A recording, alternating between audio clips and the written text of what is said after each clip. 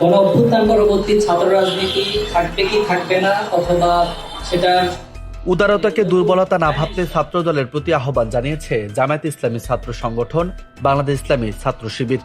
মঙ্গলবার রাতে শিবিরের ভেরিফাইড ফেসবুক পেজ থেকে দেওয়া এক স্ট্যাটাসে ছাত্র দলের প্রতি এই আহ্বান জানান ইসলামী ছাত্র শিবিরের সভাপতি জাহিদুল ইসলাম।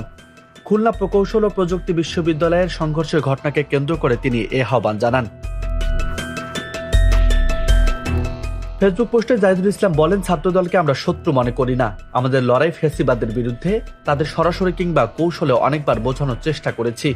অতীত থেকে শিক্ষা নিয়ে গঠনমূলক রাজনীতির ধারায় ফিরে আসুন। কিন্তু বন্ধুপ্রতিম সংগঠনটি আমাদের আহ্বানে সাড়া না দিয়ে বিগত ফ্যাসিস্ট ও তাদের সহভাগী দোসরদের পরামর্শে অগ্রসর হচ্ছেন, যার প্রতিফলন আজ কুয়েটে প্রমাণিত হলো। আজকের ঘটনা জুলাই আগস্টে ছাত্রলীগের কর্মকাণ্ডের মধ্যে পার্থক্য কোথায়, প্রশ্ন রাখেন জাহিদুল ইসলাম। শিবির সভাপতি আরো বলেন, আবারও বলছি, আমরা আপনাদের শত্রু নই। বিগত সময়ে আপনাদের যতটুকু ত্যাগ তার স্বীকৃতি দিতে আমরা কৃপণতা করি না। কিন্তু আপনারা হাঁটছেন ঠিক আগের মতোই উল্টো পথে। দখলদারিত্বের মনোভাব পরিহার করে শিক্ষা ও সেবামূলক ছাত্র রাজনীতির ধারায় ফিরে আসুন।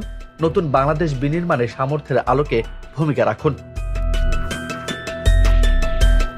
ছাত্র দলের প্রতি অনুরোধ জানিয়ে তিনি আরো বলেছেন, ছাত্র শিবিরের উদারতাকে দুর্বলতা ভাববেন না।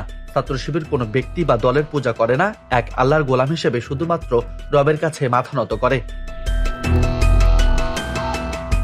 এর আগে মঙ্গলবার ছাত্র রাজনীতি বন্ধের দাবিতে খুলনা প্রকৌশল ও প্রযুক্তি বিশ্ববিদ্যালয়ের ছাত্র দলের সঙ্গে শিক্ষার্থীদের সংঘর্ষের ঘটনা ঘটে।